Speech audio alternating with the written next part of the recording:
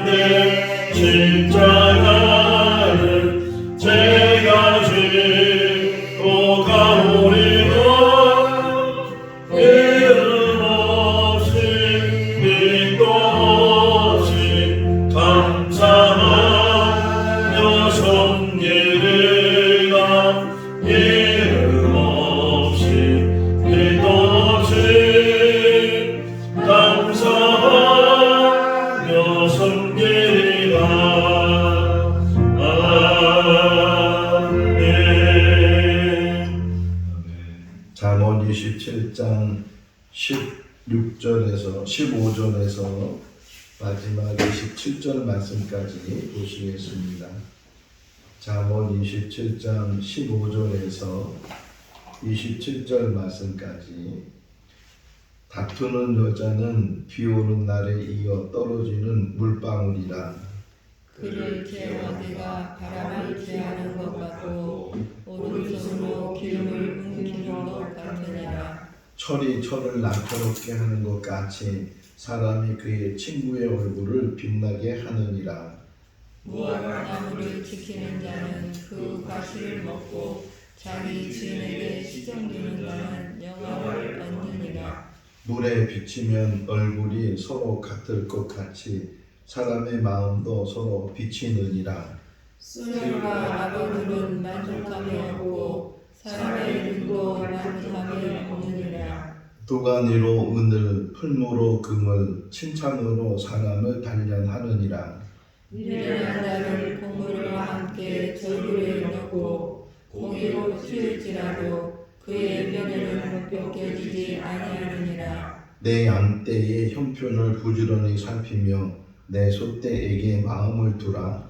대저 재물은 영원히 믿지 못하나니 물건이 어찌 대대에 있으랴. 풀을 벤 후에는 새로움이 돋나니 산에서 꿀을 거둘 것이니라.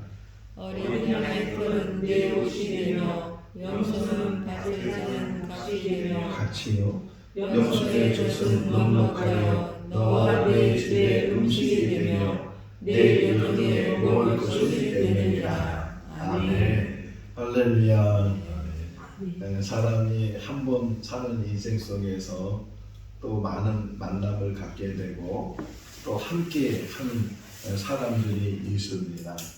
한 번 이게 오늘 새벽에 일어나서 사람이 뭐 사는 기간이 다 다르니까 또 형편이 다 다르니까 똑같을 수 없지만 누구와 가장 함께 오랫동안 있는가를 생각해 보았어요. 태어나면 이제 부모님을 만나게 돼서 부모님과 함께 할 것이고 또 형제들을 만나서 또 형제들과 함께 할 것이고, 또 이제 장성하게 되면 또 부부로 또 만나서 함께 할 것이고, 뭐 이렇게 여러 만남을 통해서 함께 하게 될 텐데, 뭐 대략 뭐 다 다르겠죠. 다르지만 대략 부모님과 함께 하는 것이 한 30년, 30살을 기준으로 해서 결혼을 하게 되면, 또 형제들은 그보다 또 좀 짧게 한 뭐 20대가 되면 뭐 어디를 나가서 산다든가 뭐 학교를 간다든가 이렇게 해서 형제들과 한 20년에서 30년 정도. 근데 배우자를 만나게 되면 뭐 만나는 또 나이가 다 다르겠지만 그 이상이잖아요. 적어도 40년, 50년 동안, 그 이상 동안 부부로 같이 살게 된다.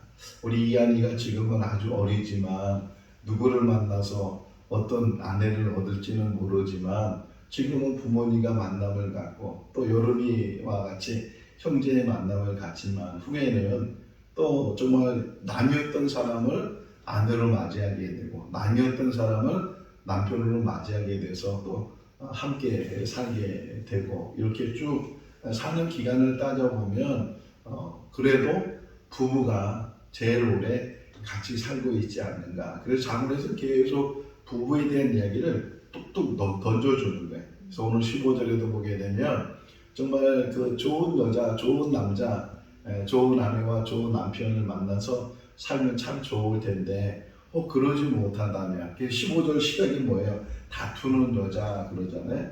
다투는 여자, 늘 이렇게 계속 그냥 자그마한 일에도 그걸 분을 참지 못하고 계속 말을 하고 소크라테스가 유명한 철학자가 된 이유 중에 하나가 악처가 있었기 때문에 그렇다. 그런 이야기도 있고, 제가 좋아하는 소설가 중에 한 사람이 톨스토이거든요. 톨스토이가 이제 말년에 가서 아주 기독교에 대한 이야기를 참 많이 그가 쓰게 되는데, 그 톨스토이도 결국은 집에서 지내지 못하고 객사했다 그러거든요. 밖에 나가서 결국은 죽었는데 그 이유 중에 하나가 악처 때문에. 이거는 아내를 만나고 또 남편을 만나고 그러는데 이한 정말 뭐 완벽한 사람을 만날 수 있겠어요?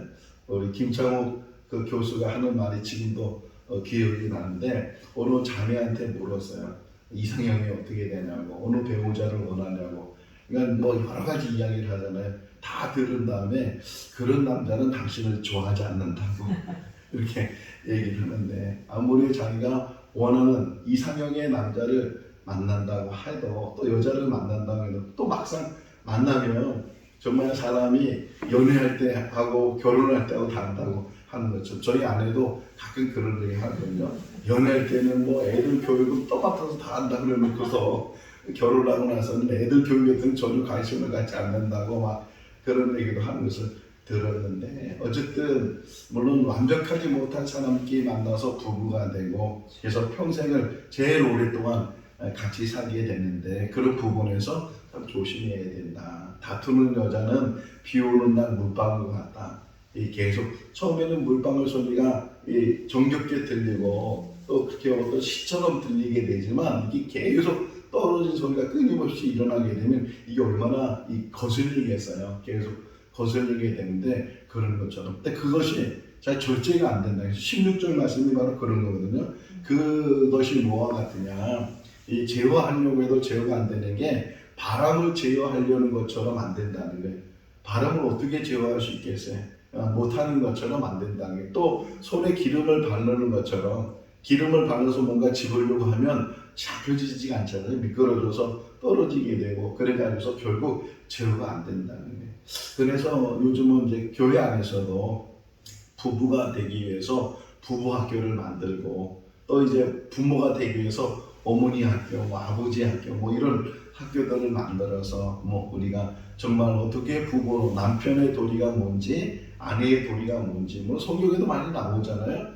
정말 아내는 남편을 존중하고 또 순종하고 복종하고 또 남편은 아내를 주님이 교회를 사랑하는 것처럼 사랑하고 이렇게 간단하게 말씀하고 있지만 아내의 도리가 있고 남편의 도리가 있는데 그 아내의 도리와 남편의 도리, 저 역시도 뭐 남편이 됐지만 남편에 대한 어떤 준비나 교육을 받지 못하고 남편이 되고 또 어떤 아버지의 그 준비가 되지 못한 가운데 아버지가 되다 보니까 지금도 30년 넘게 살았지만 그래도 제대로 남편다운 남편이 되지 못하지 않았는가 그런 생각이 되고 또 아이들한테도 정말 좋은 아버지가 되지 못했다는 생각도 갖게 되는데 그런 부분에서 여기 정말 도리가 뭔지 남편으로서 아내를 어떻게 사랑해야 되는지 또 아내는 남편에게 어떻게 정말 그 창세기 2장에 나오는 것처럼 여자를 창조한 목적이 돕는 배필이라 그러잖아요. 남자가 부족한 부분들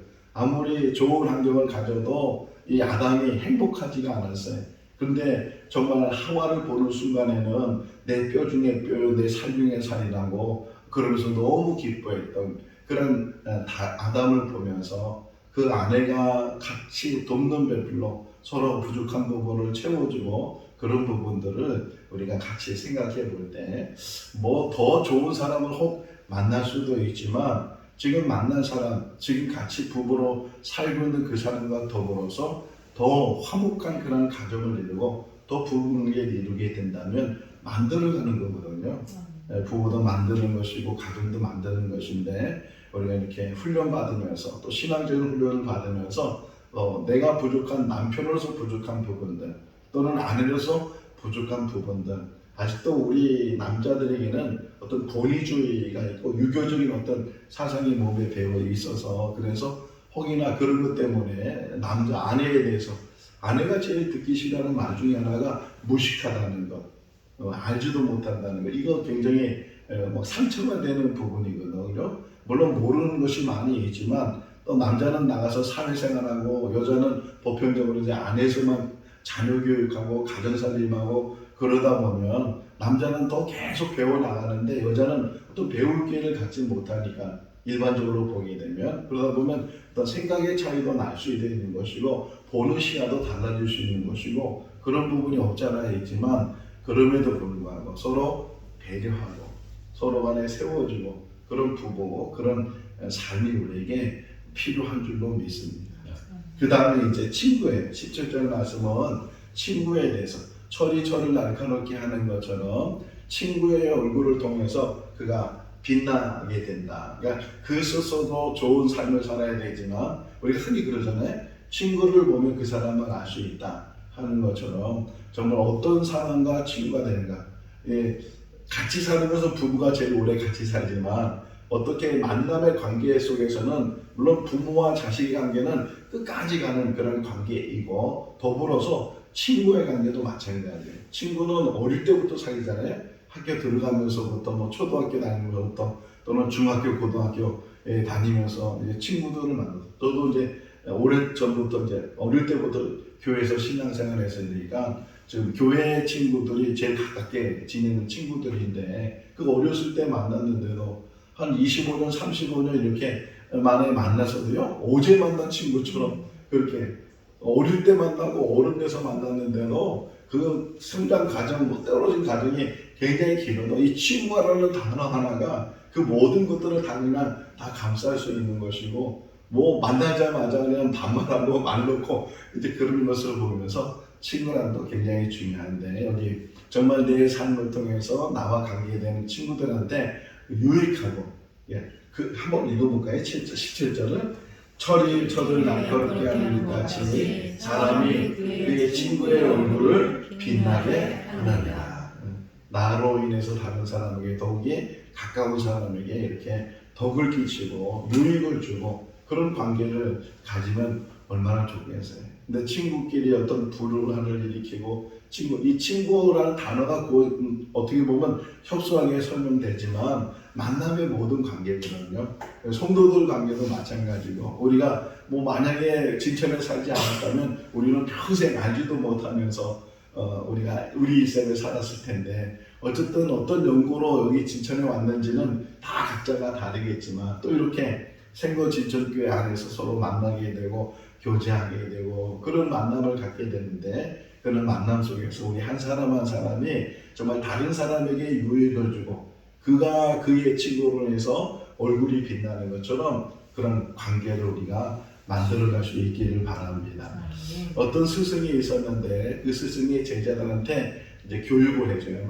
좋은 얘기 많이 하고 그러는데 그 제자 중에서 그 스승이 어떻게 보면 스승은 더 깊은 어떤 깨달음을 가지고 이 얘기를 하다 보니까 제자들이 그걸 잘 깨닫지 못하잖아요. 마태복음 13장을 보면 예수님께서 천국 비유로 씨 뿌린 자 비유를 얘기해요. 어떤 사람이 씨를 뿌리는데 길가에 떨어지고 돌짝밭 가시던 풀에 좋은 땅에 떨어지고 쭉 예수님이 말씀하셨는데 이제 집에 들어와서 제자들이 예수님 낮에 그 얘기하신 것이 무슨 뜻인지 저희들은 잘 알지 못합니다. 이렇게 해가지고 또다시 그것을 설명하는 그런 이야기가 마태복음 13장에 나오는 것처럼 어느 스승이 그렇게 제자들한테 쭉 얘기를 하는데 이 제자들은 그 스승의 깊은 내막을 잘 깨닫지 못하고 있는데 한 제자가 그 스승이 쭉 얘기할 때 아주 밝은 미소로 다 이해한다는 그런 표정으로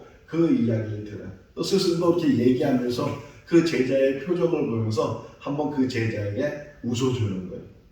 그게 뭐냐면 이심전심이에요. 마음과 마음이 굳이 서로 말을 안 해도 마음과 마음이 통하는 거예요. 우리 부부도 그렇고 또 친구 관계도 그렇고 성도 관계도 그렇고 목회자와 또 교인 관계도 그렇고 이심전심이 될 수 있기를 바랍니다. 여기가 그 얘기 19절 말씀 읽어볼까요? 물에 비치면 얼굴이 서로 같은 것 같이 사람의 마음도 서로 비치느니라. 그래.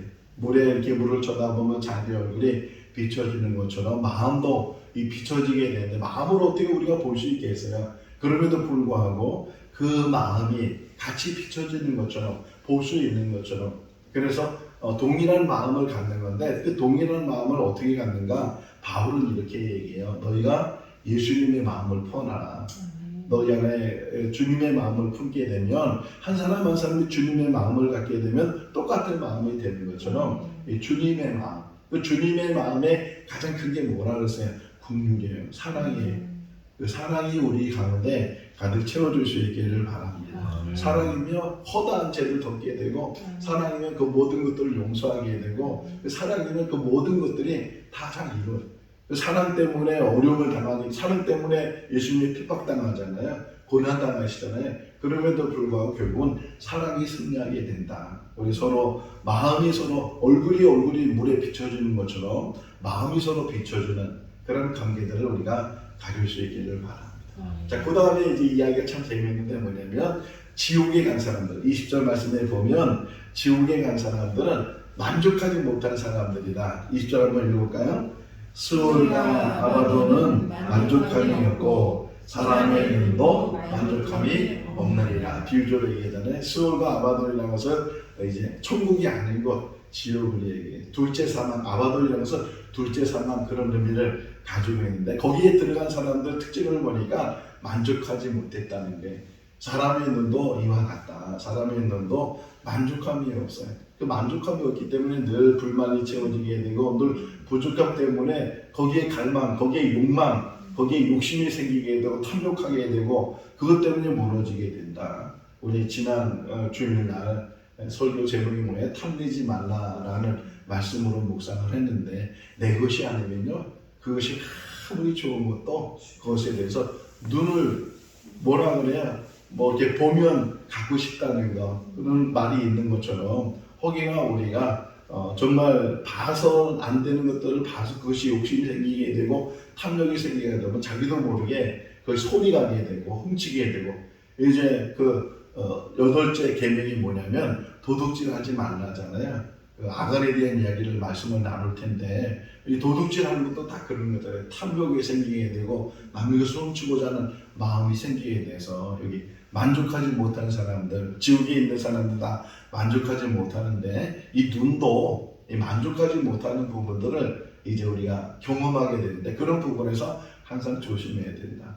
오래된 이야기인데 어느 자매가 이제 상담을 저한테 해서 결혼 상담을 해서 뭐 이런 저런 얘기 하면서 상담을 하고 막 사귀는 남자가 하나 있었는데 별 이렇게 마음에 들지 꽉 이렇게 마음에 완전히 들지 못하는 그런 상황 속에서 저는 상담을 해서 그래서 이제 다 듣고 나서 결론적으로 제가 하는 얘기가 낮추면 된다고 조금 낮추고 부족한 것도 이해하고 부족한 것을 이제 자꾸만 그 자기 눈높이에 맞추려고 완벽한 것을 찾으려고 그러다 보면 사람을 놓치게 되는데, 어쨌든 그런 이야기 나눈 다음에 청첩장이 왔어요. 결혼한다고, 그 남자하고 결혼한다고. 근데요, 얼마나 잘 사는지 너무너무 행복해. 우리가 인생을 살아가면서 완전한 만족이 어디 있겠어요? 하나님 외에는 만족함이 없어요.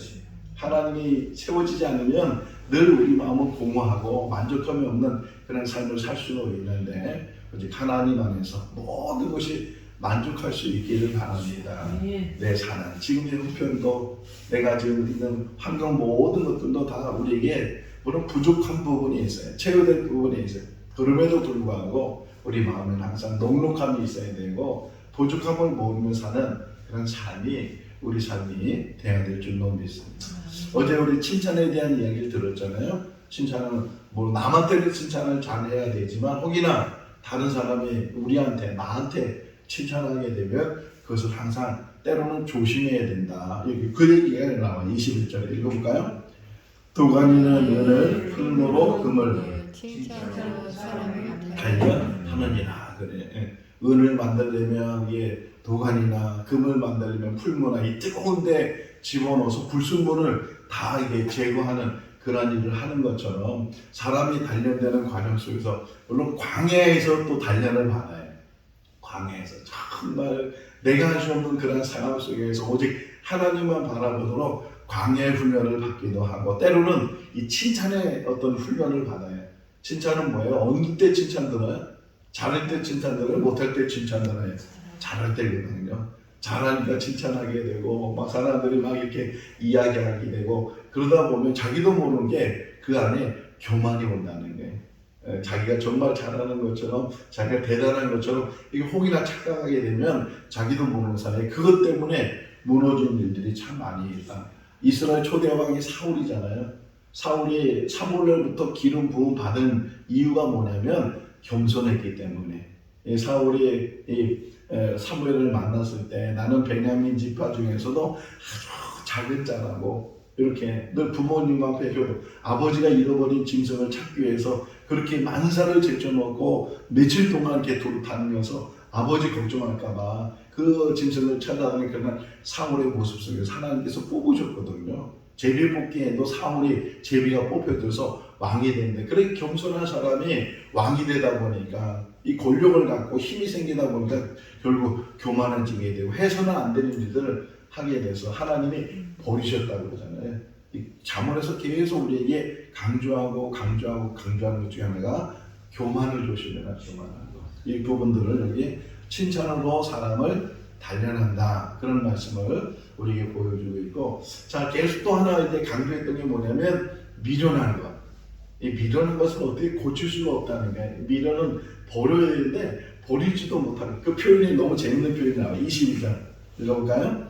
미련한 자를 국물과 함께 절구에 넣고 공유로 칠지라도 그의 미련은 벗겨지지 아니하리라. 이 비유가 아주 바사버리고 찍어버리고 곡물처럼 막 가루가 만들어버리고, 그런데도 그것을 버리지 않는다는 거예요. 미련한 것을 계속 붙들고 있고 거기에 목을 메고 있고 하는 일들. 그래서 신앙생활은 어떤 면에서는 끊는 걸 잘해야 돼. 끊어버려야 되고, 뒤돌아서서는 다시 돌아서지 않고, 롯의 아내를 보세요.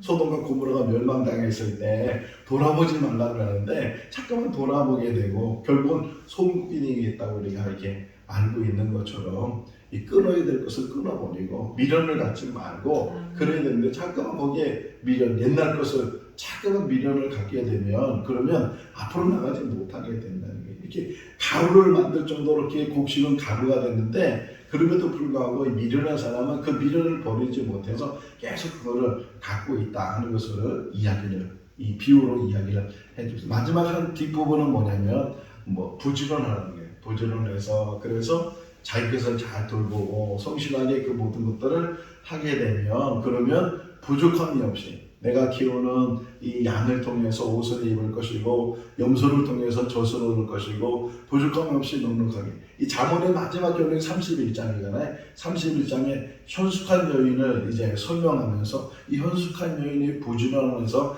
가정을 세우고 남편을 세우고 자녀들을 잘 양육하고 하고 이야기하는 것처럼 여기서 계속 부지런함을 잘 가져야 된다. 우리 여기 잘 아는 것처럼 23절 말씀 읽을까요? 내 양떼의 형편을 부지런히 살피며 내 소떼의 마음을 돌아. 이게 목회자한테도 필요하다 하잖아요. 흔히 목회자가 성도들을 양으로 이제 비유하게 될 때 이 목동이 양을 잘 지키고 잘 양육해야 되는 것처럼 그렇게 목회도 잘 감당해야 된다. 어느 목사님 목양실에 가니까 이 성구가 이렇게 쭉 큰 거기에 써 있는 것을 보았는데 이렇게 양떼를 너의 양떼를 잘 부지런히 그리고 너의 소떼에게 마음을 두라. 이게 목회뿐만 아니라 우리 일상생활에서 우리 백집사님하고 이렇게 이야기 나누다가 병아리 키우는 이야기를 했는데 병아리가 지금 수만 마리가 지금 들어와 있잖아요. 그런데 혹이나 저한테 한 100마리만 줘서 키워보라 그러면 저는 감당을 못하고 어떻게 키워야 되는지도 모르고 그런데 이렇게 노하우가 있잖아요. 뭐 100마리가 아니고 몇백 마리, 만 마리 이상, 뭐 몇백만 이상 돼도 그 모든 것들을 다 하는 것처럼 그냥 다 요즘은 핸드폰에 다 나와가지고서 지금 이 상태가 어떤지 뭘 도와줘야 되는지 아는 것처럼 우리 인생도 마찬가지예요. 우리 인생이 내가 하는 일에 대해서 전문가가 되고 내가 하는 일에서 부족함이 없이 부지런하고 관심을 너의 일에 관심을 여러분 우리가 우리의 일만 관심을 가져도 부족하잖아요.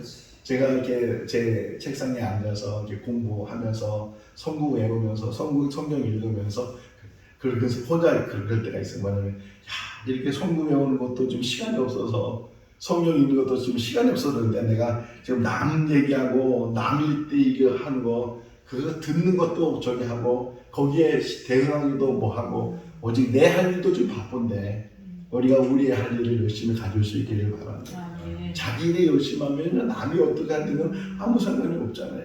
자꾸만 시간을 허비하게 되고 남의 관심을 갖다 보니까 자기 일에 대해서는 제대로 하지 못하는 그런 일들이 많이 있는데 우리 인생 속에서 정말 하나님 앞에 주어진 이 귀한 시간들 이 귀한 한 번의 인생 속에서 이 한 번의 인생이 거저 지나가지 않고 정말 하나님 앞에 섰을 때 자기가 칭찬 들을 수 있는 이 땅에 사는 그 삶이 행복한 삶이 될 수 있는 어떤 분이 그런 얘기했어요. 행복은 내일 있는 것이 아니다.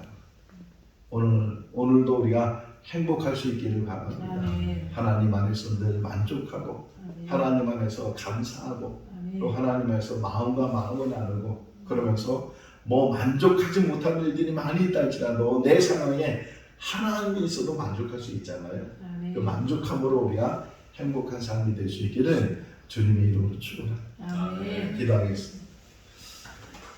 사랑이 많으신 하나님 아버지 오늘도 새날을 주시고 또 이렇게 하나님의 말씀을 묵상하게 해주신 것 감사합니다. 또 우리나라 고유명절 추석을 맞이해서 오늘부터 많은 사람들이 이제 고향을 찾아갑니다.